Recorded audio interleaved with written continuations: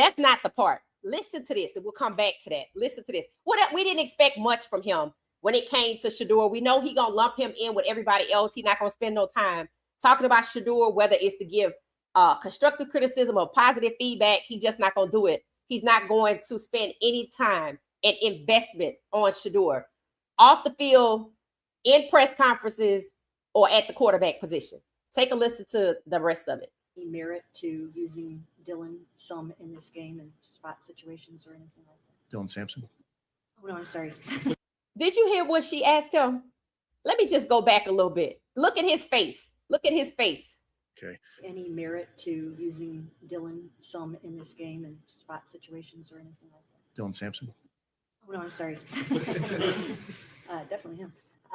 Dylan Gabriel. Yeah. She asked him, was he thinking about using Dylan in week 4? His comment was Dylan Sampson. Dylan Sampson is the third string running back. I checked the depth chart. He's the third string running back. Why the hell would she be asking him about the third string running back when they clearly have a quarterback over there they don't want to use because either he's not good or he's not ready or he's not good? This man is hilarious to me because he know what he's doing, right?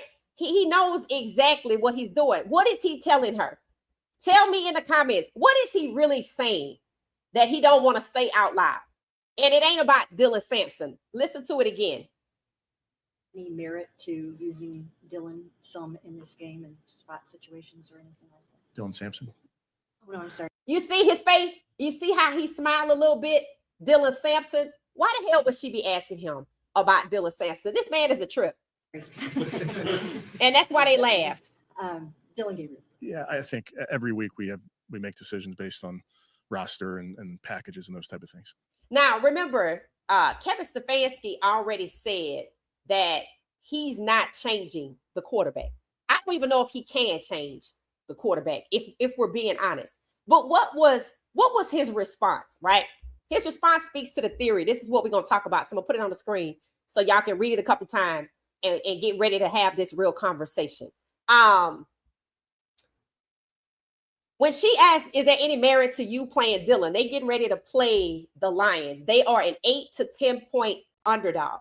So she asked a valid question. Any merit to you playing Dylan? And his response is, Dylan Sampson? Dylan Sampson is the third string quarterback. Not the second and not the first. Quinshon Judkins is the first. The second string quarterback is not Dylan Sampson. I had it up here. But I checked. He's the third string quarterback. Nobody's asking about the third string quarterback. I think Jerome Ford is somewhere around there, might be second. But Dylan Sampson is verified as the third string quarterback on the roster. So what he really was saying is, Dylan who? He's not playing Dylan. That's what he's telling you. That's why he came out and said he's not changing the quarterback position. So here's the real question. And I asked the question on X. Is Dylan Sampson, Dylan Gabriel playing this week? Why not Dylan? It's week 4. All I'm hearing earlier today is how Jackson Dart is starting. Why is Dylan Gabriel not starting? I know why Dylan Sampson is not starting. Because Quinshon Judkins came in. And it's somebody in front of Dylan Sampson. There are 2 people in front of Dylan Sampson. So he know good damn well she was not asking him. That's Mary Cabot. He know Mary Cabot is not asking about Dylan Sampson. So let's get into this theory. This is the conversation for tonight. Kane Bishop. Kane said, and Kane is typically in the chat and the comments. Shout out to Kane. He said, I have a theory about the coaching situation in Cleveland. I honestly believe that Dylan Gabriel must not be ready or consistently making mistakes in practice, which is why they are reluctant to trust him, to turn to him. It said, I know Shedeur is ready, but they are not going to jump to Shedeur. Right. We talked about that, right? Shedeur got to be the only player in the NFL that being a 5th round pick means you got to stay right there. That even if you are better than the 3rd round pick, you can't move up. Because I told y'all, Terrell Pryor was benched for an undrafted free agent when he was in Vegas. Not Vegas, but with the Raiders. It said Shedeur should have never been in competition. Competition in quotes. Should have never been in competition with those lesser QBs. Just a theory. No, he shouldn't have. And he won. So when they put him in a competition that he should have never been in because he's a first round pick and they know he's talented because they got him at a deep discount. That's what we talked about yesterday. So see, we going from a deep discount in the draft that you acknowledge that you got him for cheaper than he was, which means he was highly valued.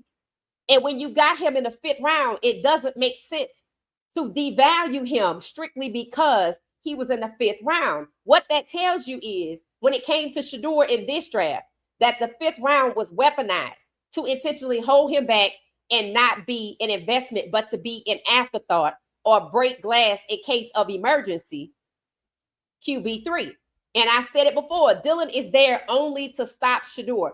What does Stefanski's press conference prove? He don't trust Dillon. And it proves that Dillon is exactly what he was in the Heisman race, to block Shedeur. No disrespect to Dillon Gabriel at all, but that's how they used him in college. And that's how they're using him in the NFL, solely to block Shedeur. You think it's a coincidence they used Dillon to block Shedeur off the Heisman stage? You think it's a coincidence they used Dillon to block Shedeur from QB2? No. Just like it was not a coincidence that they used Kenny Pickett to suck up all the reps and then move on to another team.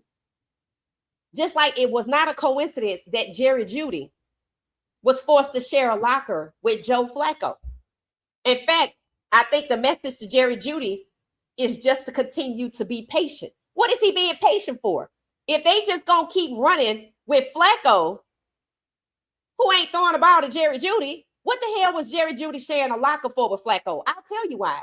So he doesn't get cozy with Shedeur Sanders, whom he already knew before Shedeur came to Cleveland. Because remember, I showed you the video when Jerry Jeudy was with Denver. The Denver Broncos, including Russell Wilson and Jerry Jeudy, went up to Colorado to practice. And they were out there on the field with Travis Hunter, Shedeur Sanders, LaJohntay Wester, Jimmy Horn Jr., Will Shepherd, and Omarion. Jerry Jeudy knows exactly who Shedeur is. And now that Jerry Jeudy is being told to be patient because Flacco ain't throwing him the ball, even though he was forced to share a locker with Flacco, that was a control and intimidation tactic, Jim Crow, to use to make Jerry Jeudy stay away from Shedeur, or else Tony Brown. Tell me I'm lying. Why isn't Flacco bombing it to Jerry Jeudy? Because it was never about that. It was to control the locker room. It was to control Jeudy and make sure he don't cozy up to Shedeur or give a damn about him based on what's going on. Because he already knew him. So that's how you severed a relationship or made sure one don't get started in the pros. You see? See, everything that you see is not exactly as it appears. I'm sure Jerry Jeudy, forced to share a locker with Flacco, made Jerry Jeudy think he was going to be ace number 1 to get the ball. From who? They obviously don't want to put Dillon in. And Kane Bishop's theory is spot on. Either he's not ready, they don't trust him, he's making mistakes, or he's being used as the purposes intended, only to block, never to start.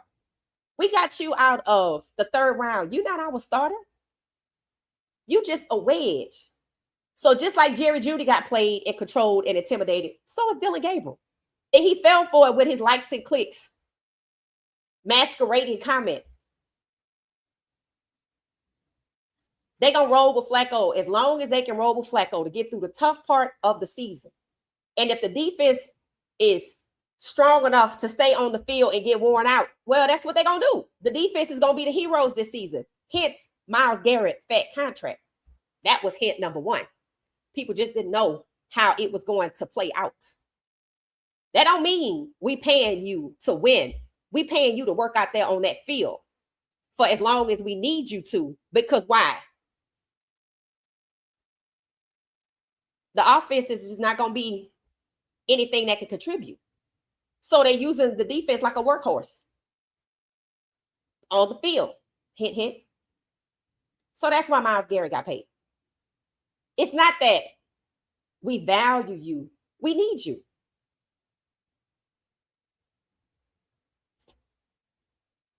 That's what it is. So let's get back to this theory. I want to hear what y'all are saying. I'm going to read it again. Kane Bishop is spot on. I have a theory about the coaching situation in Cleveland. And they're not there to coach a football team. They're there to control the numbers of black bodies that make it on the team, that get released from the team, that get devalued by the team. He says, I honestly believe that Dillon Gabriel must not be ready. Facts. When was he ever going to be ready for this fight? When was Dillon Gabriel ever going to be ready to be an NFL quarterback? His height has not changed. We saw that was a problem, and they knew it was a problem before they drafted him. So really, they just did Oregon's coach a solid.